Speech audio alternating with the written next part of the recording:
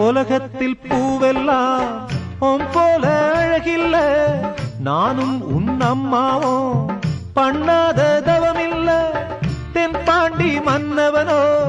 முழுகித்தான் முத்தெடுத்தான் தேனே உன் அம்மாவோ முழுகாம முத்தெடுத்தா கண்ணே தெய்வம் கண்டேன் உந்தன் கண்ணே சந்நிதி